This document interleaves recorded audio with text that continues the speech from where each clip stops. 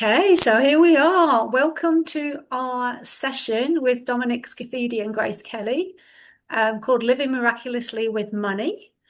This appears to have been a super popular topic, along with our wonderful leaders of this topic, Grace and Dominic. I mean, people have said in the chat they're here for them, and I am 100% sure I do not need to introduce them because you know who they are. And all I really want to say is, thank you for being here. We've well oversubscribed for this session. We know lots of you are waiting for the recording, and that this topic, living miraculous with money, is the topic that we have chosen for our retreat, our fourth in-person retreat that we'll be running in Albir this year on the 4th to the 6th of November, straight after the Viva event. And Grace and Dominic will be speakers at the Viva event, and then they're going on to lead their own event straight after the 3-day retreat. So I will share a link to that later on. But just to say, it'd be wonderful to have more of you there. There's a lot of you on this. I can see you're already booked on that retreat. So we're delighted about that, but we have room for more. So come join us.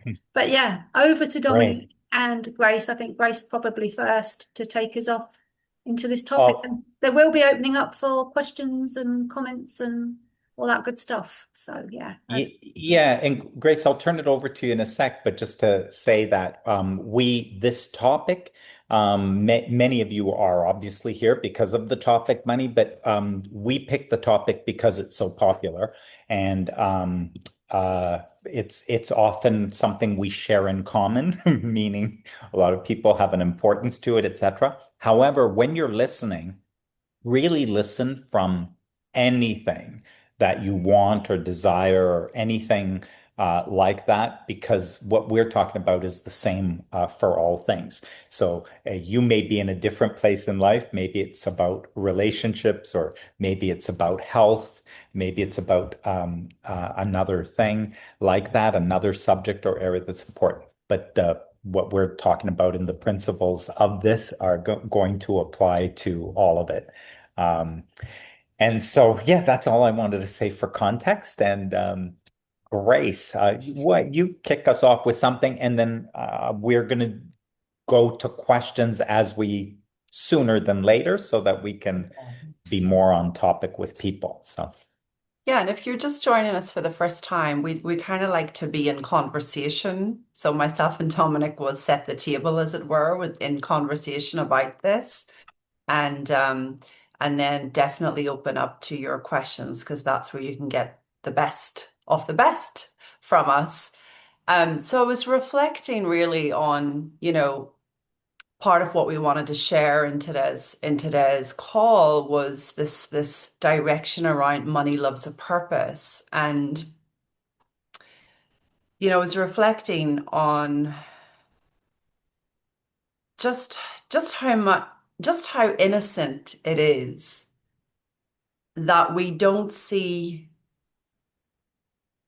the subject of money coming up as a level of consciousness issue.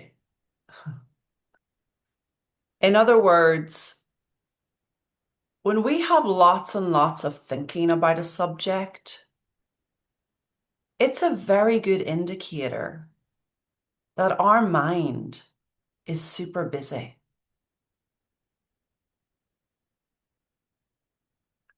When our mind is super busy, we're dropping in consciousness. There's nothing wrong with that. It's just part of being human. We go back up the elevator of consciousness, don't worry. But when we drop in consciousness, it's been my experience that whatever hooks us in life really hooks us when we're on those lower floors of the elevator of consciousness. When we don't see that, we get into bed with the content of our thinking. In other words, when we are in that lower state of consciousness, it really starts to look like a good idea to figure out money problems, think more about money, think more about whatever it is that generally hooks us. I'd like to propose as we go along that the more thinking you're having about a subject, the more you're being invited to quiet your mind. That's not what humans do. It's the last thing they do when they're getting lots of thinking about a subject. They start getting into the details of the subject. They start predicting the future on that subject. Again, we're looking at a drop in our state of mind, a drop in our level of consciousness. Very normal, don't worry, it'll come back up. But when you drop, the subject that hooks you the most is going to be loud. I just broke up with my partner of 5 years. Oh man, did I drop.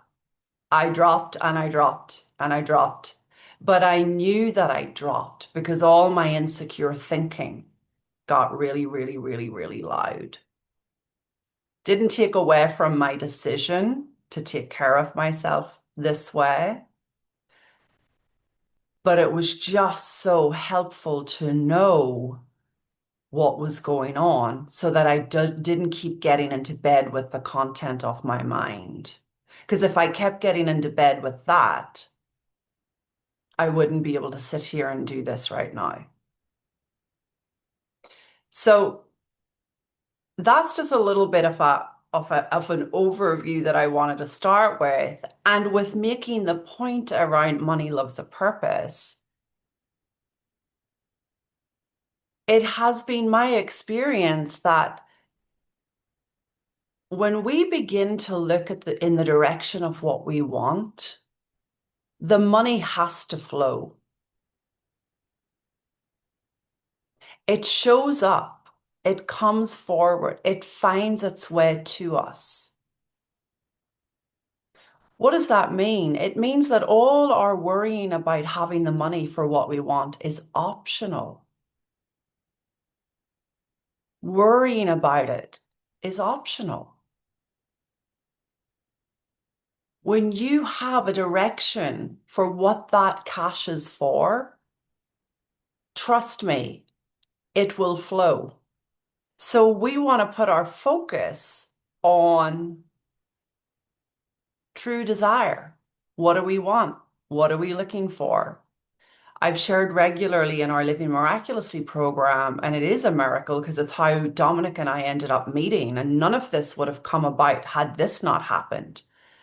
But I shared regularly about how, one point back in 2016, I was in the middle of my apprenticeship with Michael Neal, and I was really running out of cash, right?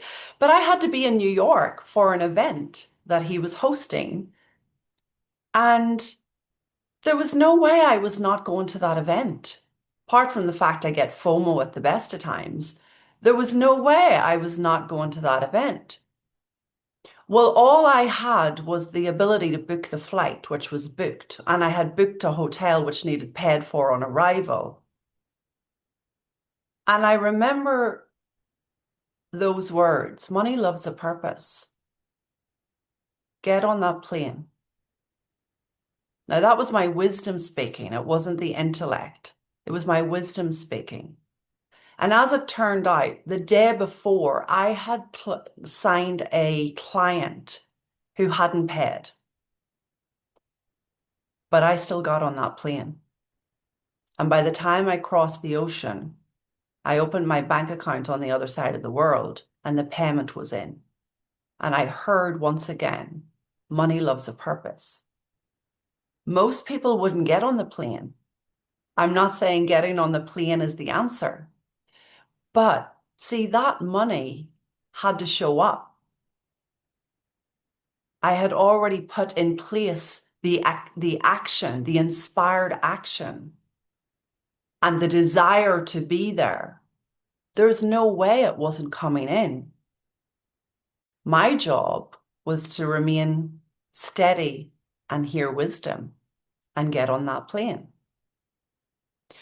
So when we look in the direction of money loves a purpose, I want that to be hopeful. That when you're not seeing flow, are you actually anywhere close to the desires of your heart? Or are you just focusing on money, money, money, money, money? Dominic.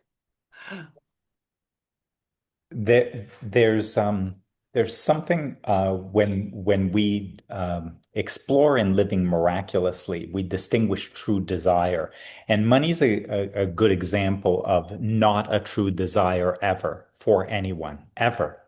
So, with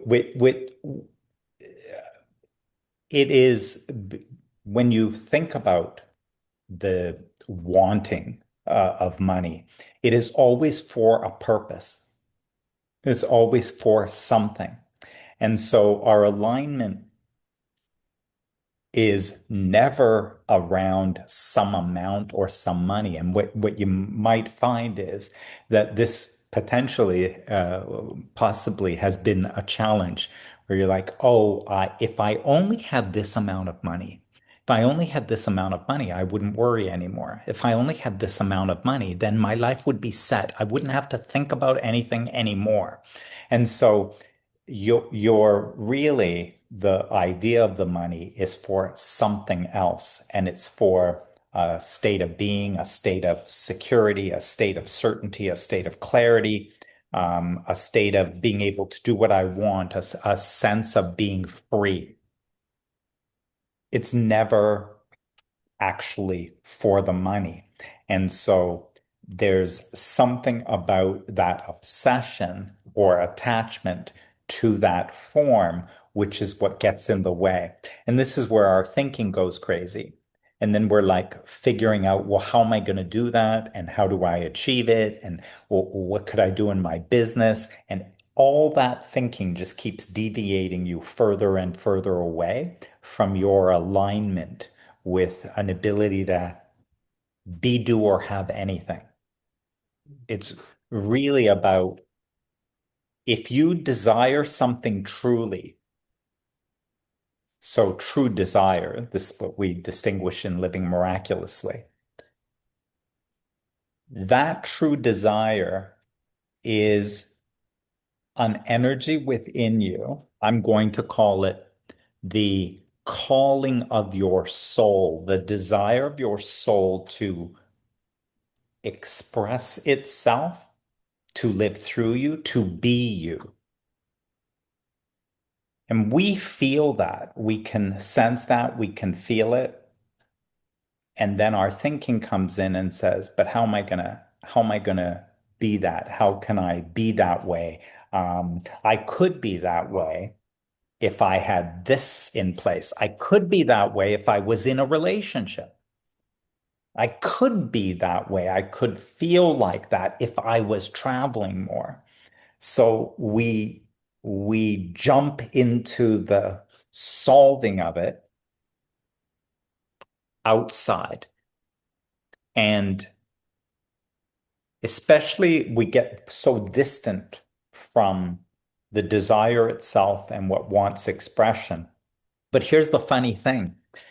If you can feel that within you, the spirit or soul from where that came will have the intelligence to fulfill that desire. And so when you can align with that feeling and begin allowing that feeling to move you, it will move you to the fulfillment of that desire. It doesn't need our thinking to figure out how we're going to get that. It already knows, and it has hundreds of ways of expressing itself. And we lock in from a limited thinking and a finite mind. We lock in, well, I don't see how that could happen. unless I had this pile of money. I mean, if I had that pile of money, then I could be this way, do these things, could have these things. So we lock in and limit. And this is all we ever do with our personal thinking. And we know we're doing it because of the feeling that we go in. It kind of hooks us and traps us and keeps us engaged and thinking. And the more of that goes on, the more of a barrier that we have. When Grace talked about getting on that plane, she's told that story several times, and I'm like, um, at first when she told the story, I was scared even listening because I would, oh my gosh, how did you step on that plane? Right? How could you possibly step on that plane when there's not the money to land on the other side? And at first I thought, oh, Grace has a lot of courage. She's really brave. I'm not that way, like that. And it the the more I would listen and the deeper that I was able to see, I began to notice that there wasn't a bravery or courage. There was a knowing. And so and I said to Grace once, I go, wow, so that's what they mean when they say an act of faith. It's an action, which is, I always thought an act of faith was this scary thing that you got to do when you don't know. But it's like, but I could really hear that as in you just knew. Like you just knew from the feeling of needing to be in New York, the feeling of that's the step. You just knew that everything required to have you be there, of course, will be available. And so I really saw something different in that. Um, so yeah, I'll Well, pause there. and I love that. I love that you're bringing up that piece about that knowing, Dominic. I think this is important as part of our exploration is that, there's a difference between being in a lot of thinking about a subject and actually nurturing your knowing. Like when you're in a lot of thinking about a subject, you're still connected to wisdom. You still have that connection to your inner knowing. And it's also really an act of faith to consciously nurture your knowing instead of continuously paying Mhm. attention to the thinking about money that is habitual and learned and recycled, you know? We have this incredible system within us that allows us to know what to do, how to get what we need, how to receive. And we have that even when we are in a lot of thinking. But here's the thing, Dominic and I are pointing to being in a lot of thinking about a subject is optional. It's optional. It does not lead to any sort of outcome that you might desire. It is just you using thinking a certain way. And even when we're in a lot of thinking, we have access to knowing what's needed next. Mm. Yeah. Go ahead. And and that's where we have access to it. It's there. It's there like our breath. It's in Mhm. the energy that brings us to life. That level of intelligence and of a knowing of what's next is there. Like it's not there a little bit, it's not there sometimes. It's a continual there, a stream of knowing, a stream of knowing. Um, and I cannot hear that while I'm engaging with my own thinking. I cannot sense that while I'm engaging with my own thinking.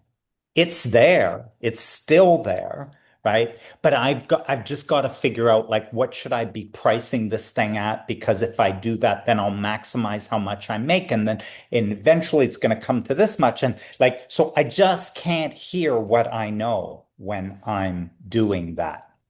When I could say, listening to myself chatter. Um, so Yeah. good news, as you said, and I love your reminder of that, Grace. It never goes away. It's breathing you. This is an intelligent. It's digesting your food. It's it. Here's the funny thing about that. This is the same energy. You're indivisible from the energy that has created galaxies and planets rotating in orbit. And so you want to make a certain amount of money. And it's like, that's not that complicated. It's not. It is not that level of complexity, right? So this same energy, I mean, just digesting your food has more complexity to it than what it would take to earn a certain amount of money so that I can do X, Y, Z. Okay, that is a far simpler thing to know. And if this energy spirit can know this body with 30 trillion cells that have to coordinate with each other, it can definitely know something as simple as, well, I really want to do this, but I don't have blah, blah, blah, like that. So, Yeah. yeah, Brilliant. Well, why don't we open it up here, Dominic? We've let's we've set the table as best we can, and now what comes forth from you will help us keep moving here. What? fantastic. Yeah, great. Why don't we go? Is it okay if we go straight to Marlene? Great. Go ahead, Marlene. Hey, lovelies. Thank you for this call. Amazing. Amazing to see you again. I just heard something different. An act of faith is coming from a knowing, and the knowing is the feeling of needing to be in New York for you, Grace. So the feeling of doing a certain thing is actually faith in a way, is connected to faith. So never heard that. For me, it was always, oh, I really desire to do this or that. And then now bring up the faith to do it, Mm. now kind of generate the faith. But the Mhm. feeling, the desire is like following that is faith already. It's not That's right. something I have to add to that. So that was really Mm. new. Thank you for that. Great Mm. insight. Yeah, great insight. Yeah, it's like people could look at it as an act of courage. People could look at it as a she has a lot of trust. But you see, all of that comes with when you've tuned into your knowing. You're equipped with the faith and the confidence and the courage. It's all there. We don't have to go and work on a 10-step program to get ourselves a little bit more brave to do things. Um, so you're hearing something that will keep stirring in you, Marlene. You're hearing something fresh there. Yeah, Thank I really you. do. Mm. Thank you. Yeah. I really related to that from when the way you said it, Marlene, really hit me because when I think about me, I had been in the corporate world and executive positions and things, and then I'm uh, thinking about being a coach.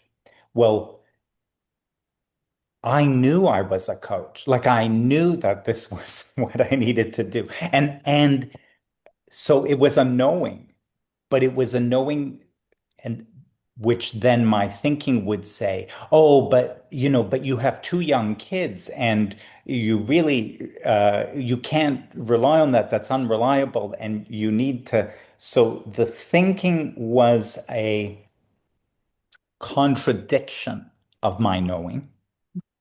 It the the knowing I can't do anything about because I just know it. The thinking is, but it's not reasonable, and the timing is wrong right now. And the so with the thinking could talk, I can do to talk myself out of it. But the fact is, you'll never squash what you know. No Mhm. matter how fancy your thinking is, you'll never squash what you know. And so, and then I was like, okay, well, let me see if I can figure it out then. If this is it, within how would this, well, how much would how would this work? How much do I need? How much, right? And that's not possible either because I don't know enough.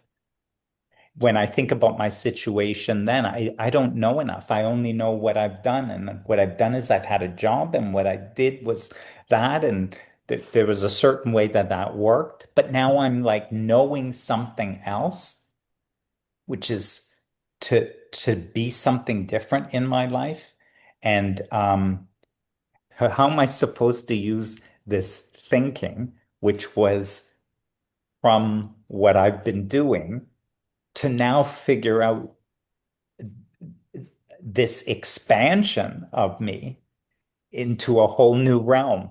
And it's kind of like, and here's what's funny is like, well, maybe the thing that took me from being a 3-year-old into being someone who was an executive in a company and, like that, maybe that, whatever that was, that grew and developed me and connected me to all these things to be that, maybe that knows.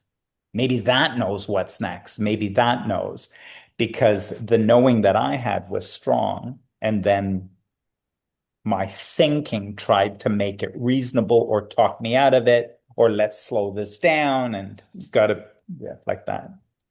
Yeah. Thank you. Yeah, and just something to add is really the knowing is enough. Like I just realize that when I get into the thinking, I then think, oh, my faith is not strong enough, you know? But it's just thinking because faith is just acting on the knowing. It's just stay with the knowing. That is already faith in action, so to speak. Oh, beautiful. And Beautiful. and the thinking is just on top. It's just a deviation. Like go back Nice. to the knowing, and there is your faith, and act on that. That's enough. I don't have to make the thinking go away to prove I'm faithful, you Mm. know? Oh, beautiful. Yeah. Yeah. Great So insight. really, thank you. Wow. And this is why you'll often hear us talk about, um, a rested mind. An arrested mind, you're not so engaged in all that thinking. You're more likely to be nurturing your knowing, you see? And of course, a rested mind seems like the last thing we should ever consider or look in the direction of when there are all these bills to pay or there are all these things to do. But see, as we nurture a slower mind, uh, the the inner strength and resources and wisdom is clear and loud, and we act on what we need to do. We know what's required. We follow the feeling instead of the thinking. Where should we go next, Dominic? Marina, you go ahead and then we'll. Hey, thank you so much for doing this. I really appreciate it. And it was a share, and then there was a question. Um, so I I've been in yesterday I was in conversation with someone to make, and then I got off the call, and then I felt like all this pressure to have to make a decision. And so I made a decision. And then all the thinking came in. It was This is too much. I can't do this financially. Um, so I was in it for pretty much all afternoon. Um, and then in the evening, I decided to put on the webinar you did years ago around money. And I fell asleep to it, not because I was bored, just because I was tired. And literally, I was jolted out of my sleep. I mean, it was really like as if somebody had just jumped on me. And the piece of the story that Grace was sharing was around retreating from the decision she'd made over the 100K offer and putting 100K into. And it was really relevant, by the way, because it's the same context. I just laughed because I was like, oh, that's the bit I woke up to. Um, Wow. and so it was a no. And then this morning, what I realized was that it's not a no to her, it's just a no to making a decision right now.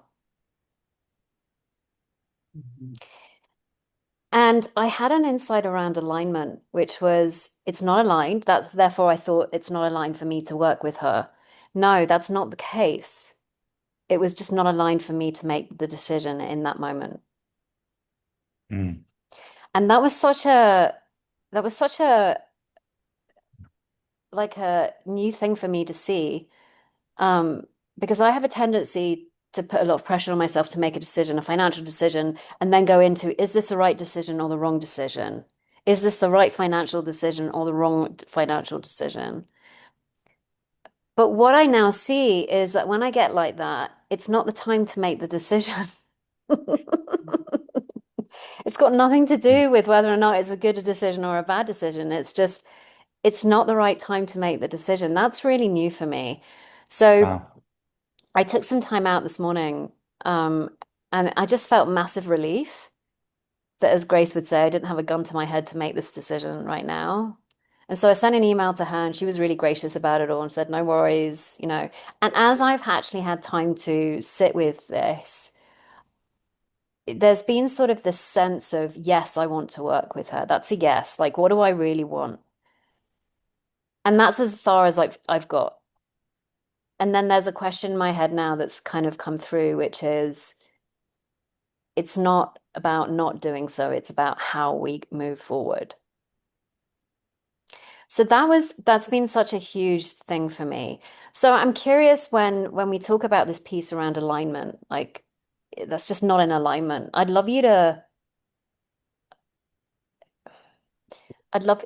you be able to unpack that a little bit more? Mm. Yeah. Well, we both can for sure.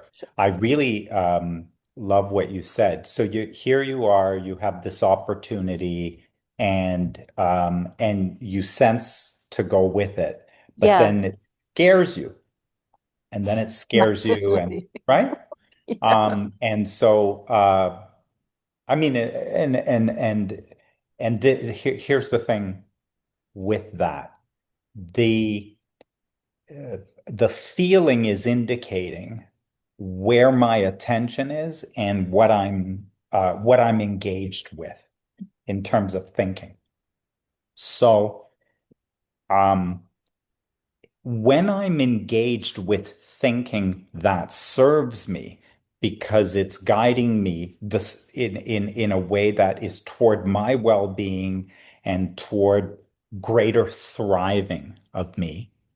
So when I'm engaged with thinking that is actually moving like that, that thinking feels uh, a certain way. It's what Sydney Banks said. It is a beautiful feeling. It is your wisdom, that thinking that wants your thriving. It is a beautiful feeling. It is harmonious. In other words, you are thinking as your spirit and soul thinks and is guiding you.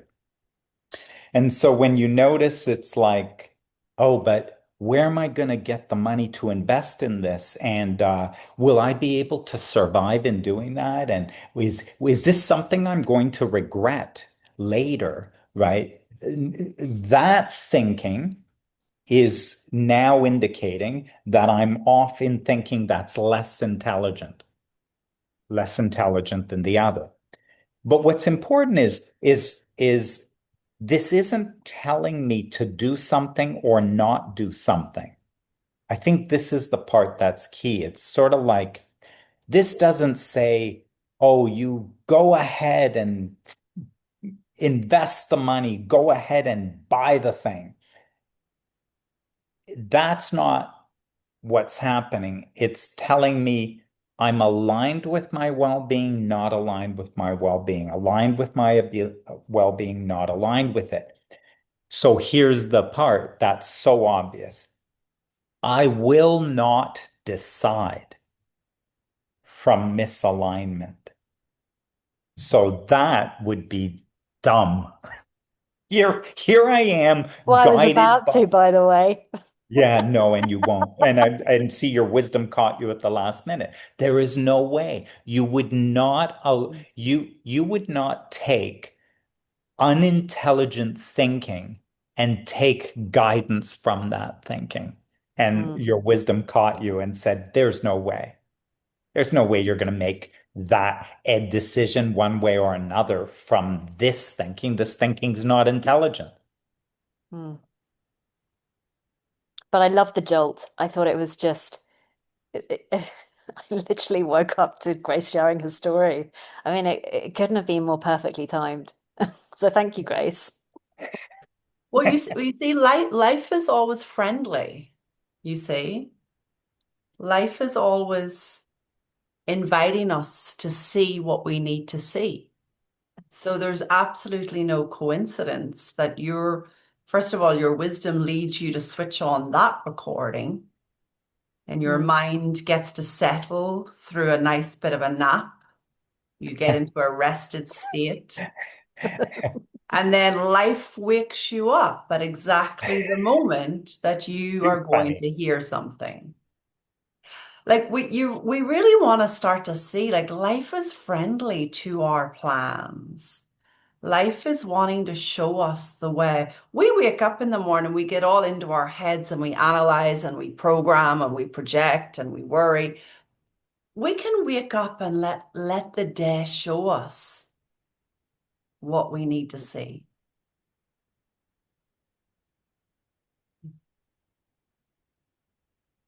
And don't worry, you're not going to go down any paths where you're harmed, because there's this beautiful built-in system called wisdom to guide you in the correct direction. Yeah, I think I came back to which direction do I want to move in and what is the most expansive movement towards it. And that's what I came back to. Mm. And it felt like it needed to go in that direction as opposed to in the opposite direction, which is not to. So thank you. Yeah. And isn't it nice to know that we don't have to put guns to our head and have lots of urgency to make a decision? No one's going to die. Take a moment. And even if they did die, that would be the highest form of alignment. But that's another conversation. Nobody died in the story yet. Yeah. Let's go to Katie. Hello. Hi, it's lovely to be with you live. I've only ever watched a recording, so really nice to be in the space with you. I've watched a lot of your recordings, so I know lots of your guidance and suggestions. But Grace, you said just now about part of this is consciously nurturing your knowing. And I'd love to hear from both of you about how you do that yourselves. I know there's a bit about lifting your spirits. And you talked just now about nurturing a quieter mind, but I would just love to hear other ways in which you both consciously nurture your knowing. Yeah, that's a great question. Well, I have a very recent example. We both have lots of examples, but I have a very recent example that I might share, which which was also a real wake-up call in my own learning curve with regards the principles and this understanding. And I was getting a lot of knowing about this isn't right for me. I don't want this for the future. This isn't right for me. But I kept jumping to implications and consequences. So I couldn't nurture my knowing. Because I kept jumping over to, well, if you break up with him, what are you going to do? And maybe it's your thinking, maybe it's your state of mind. I sort of used the principles against myself in a way. The role of thought, not the principles. I used the role of thought in a bit of a way that wasn't helpful. And so I couldn't nurture my knowing because I just kept going to my head, implications, complications, consequences. I quiet my mind. I was living in a good feeling. And I started nurturing the feeling that I could hear, this isn't right for me. I had to quieten down inside Katie. And then I had to honor it. You see? See, in a quieter mind, however you get that, you are filled with a good feeling. And a good feeling doesn't mean you don't have wisdom to make changes. A good feeling doesn't mean that you can put up with anything in life. A good feeling will always direct you to your highest well-being. And so as I began to nurture my knowing, the thinking became less important because the thinking was just flavored with implications and consequences and what ifs. How did I nurture my knowing? First of all, it just got louder. So don't worry, when something's awful, it'll just get worse. Isn't that what we said, Dominic? Yes. Yeah. When, when something's not working, don't worry, it'll just get worse. You don't have to do anything about it. But you might notice that instead of going to work on your thinking, it might be more helpful to quiet your mind. And in a quiet mind, you nurture your knowing very easily. Does that make sense at all? It does? Okay. Okay, Dominic. Yeah, it's interesting. I was also in a recent we're looking at this, and the thing is, because this spirit energy is never apart from you, that means that's kind of a bit of a bonus. It's knowing that, oh, so there is knowing right now. So in other words, so how do I nurture my knowing? Oh, there is knowing right now because what lives and breathes me actually knows. So here I am, but I don't know. But I don't know. I'm confused. I don't know whether I should do this or that. And so now that feeling tells me, so right now you're like doing some other thing, like you're engaged in some other thinking. But what I remember is, of course, whatever this is that's bringing me alive and breathing me, but that knows. So I have knowing right now in the middle of not knowing, in the middle of my confusion, I've got knowing. This is going to sound so weird, but Oh my gosh, I actually know I'm confused. That's pretty cool. That is a knowing, right? I know I'm confused.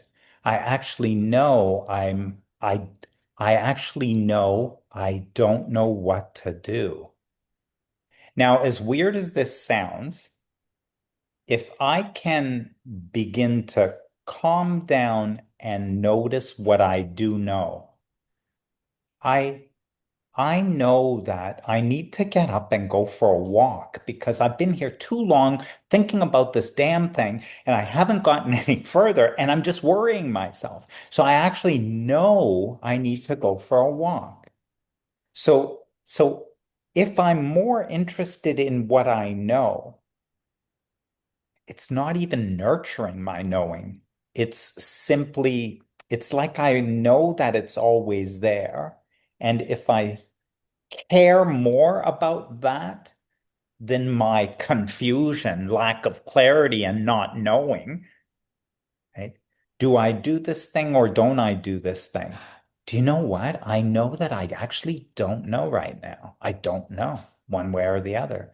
That's kind of cool. I actually don't know. I love that I have such clear knowing. Such clear knowing. Marina's example is like once you're from there, well, she doesn't know whether she's going to invest with the woman or not invest with the woman. But here's the thing, the knowing knows. And as the knowing keeps expanding to more and more clarity, it will lead to do it or not do it. But that will just be knowing. I hope you heard something in that. I did, thank you. And I think it's about being okay with not knowing as well, Mm, which yeah, you've said before. Thank you. yeah, yeah. Can I Beautiful. just share this that I read yesterday? It's just a couple of lines. It may or may not speak to you, Katie, or to everyone, but it really hit me, and it's just on this subject that we're on.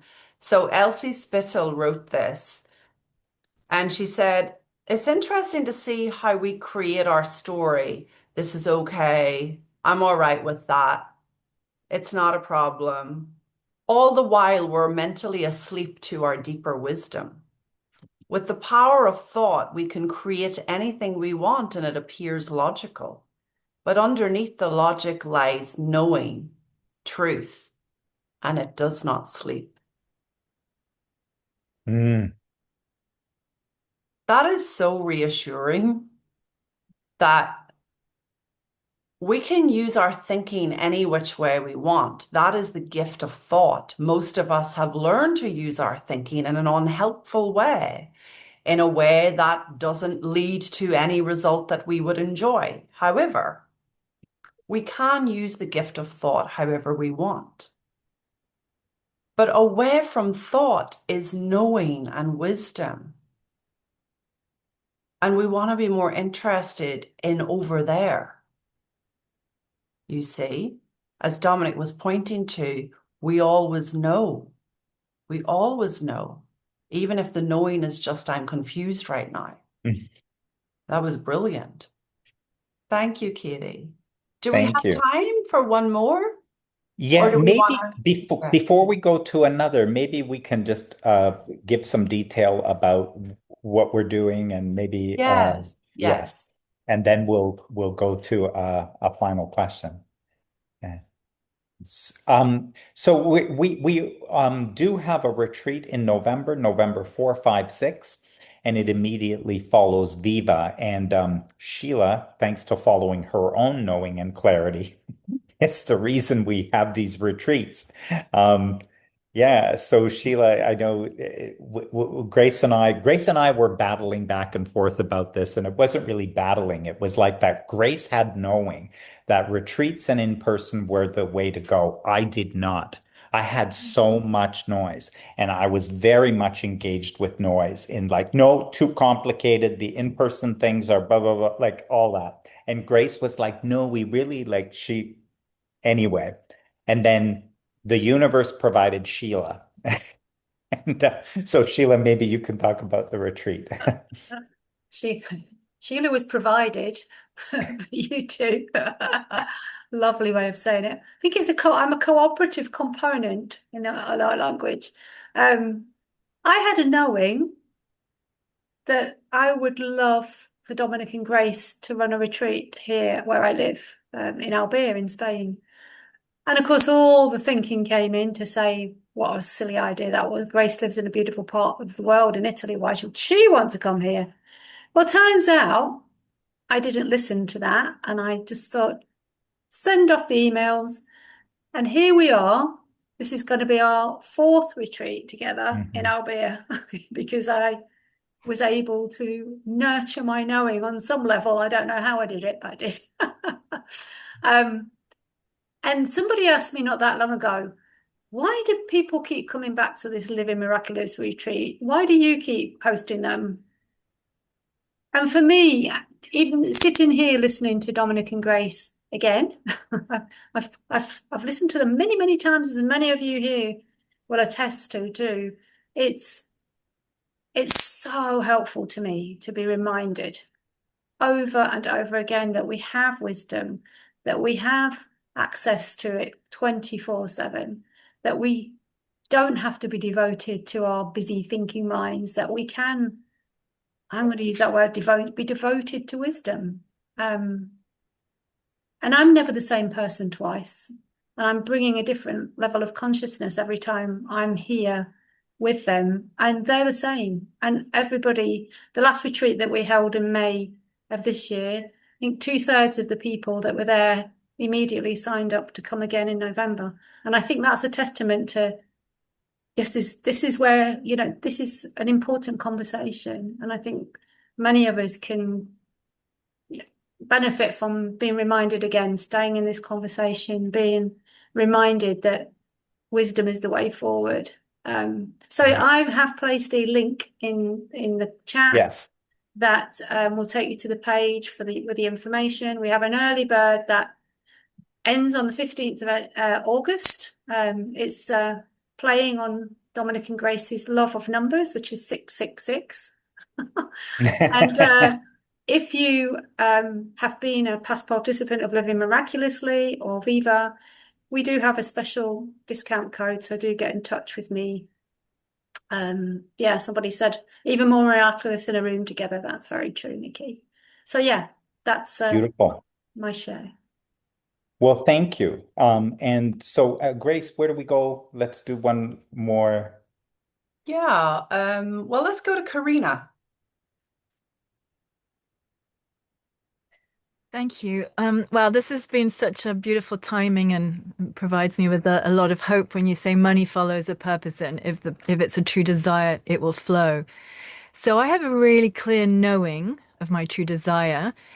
And the money bit is, will that true desire actually happen? And I'm crowdfunding at the moment for Liv and I to create a documentary to bring the 3 principles to Netflix. So it's kind of quite a big true desire, like aiming high. But the current focus is raising money. So that puts a lot of attention on money. And I can be excited about it. But sometimes when I look at the target and the gap, I guess I'm concerned I might get misaligned. But when I come back to the knowing, wow, I'm right back there. So I was curious, and I think you've answered some of my question about nurturing the knowing, is if I just keep the focus on the vision and talk to the vision, rather than even think about the money and perhaps not like check how we're doing, just allow it to flow in. Is that going to be the most beneficial? Because I understand that a rested mind is where I'm going to access the wisdom to have ideas of how maybe who to speak to or get creative. But it's easy to think, gosh, there's only 28 days left and we've got 10% so far.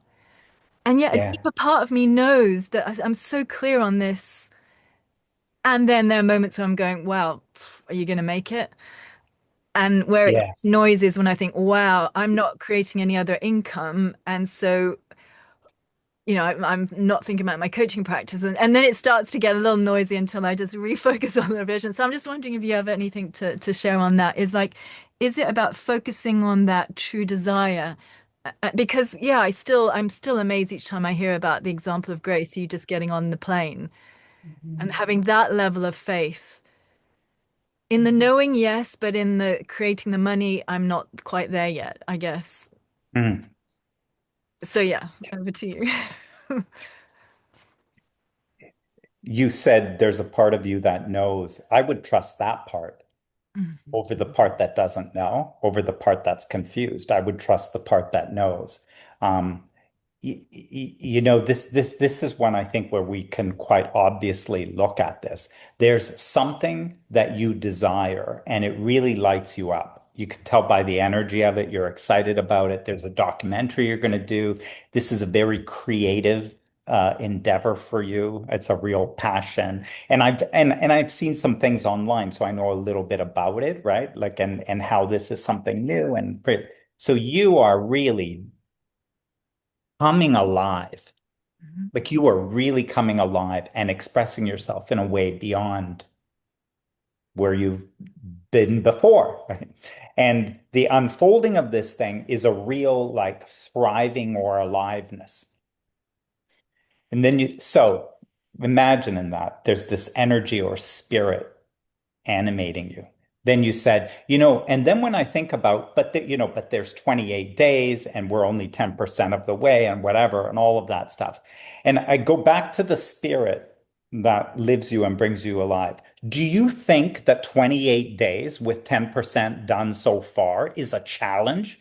Do you think that that's even hard from that intelligence? So the knowing of what's required to be able to manifest this thing, it's just such a minor little thing.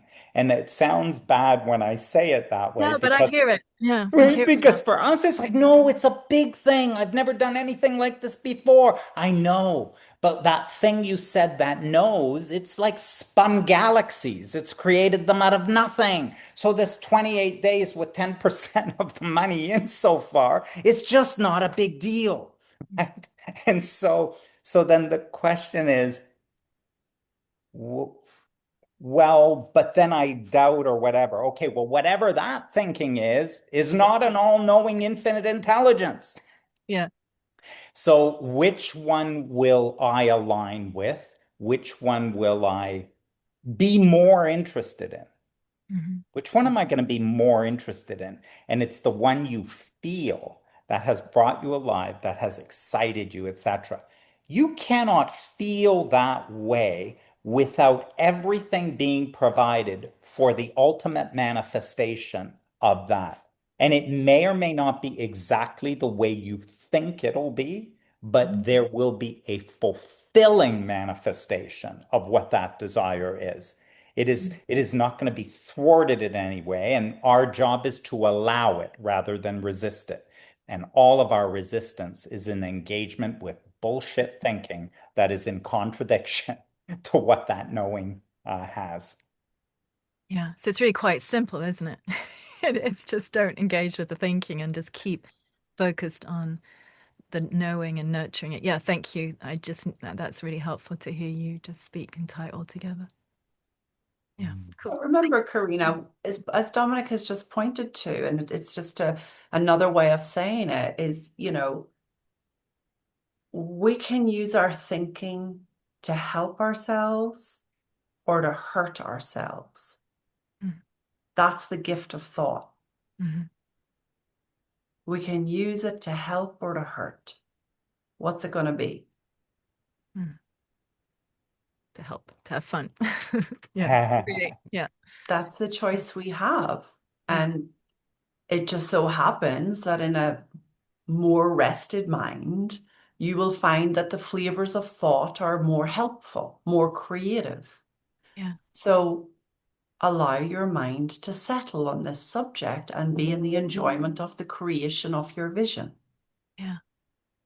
Yeah, it's just been really fascinating to see how thinking around the vision is pretty clean. Like it's and it could easily be like, oh, am I, I feel quite clear there. It's the money piece because I have thinking around money that can get a little disruptive. It's still thought. And it's just a flavor thought. Yeah. Money is My thought. hook. Yeah. Money is thought. That's all. We all want to remember that. Yeah. Money is thought. It's not this thing that we have to go and get, and this thing that we are trying to deal with, and this thing we don't have. It's a use of thought. How are you going to use thought about money? To help yourself or to hurt yourself? We'll stop there, I think. Yeah. Thank you. Thank you, Thank you. everybody. We hope to see you in Spain with us. It would be an absolute pleasure. And we're going to go so deep on this money piece as we bring this forward. So please do join us. But remember, it's any subject that's important to you that you will be impacted by as we look in this direction. So we'd love to see you there. Fantastic. Well, very good. Great to see you all. And yes, look forward to seeing more of you at our retreat or on our online program. Thank you. Thank you, everybody. Thank you so much. Bye-bye. Thank you. Bye.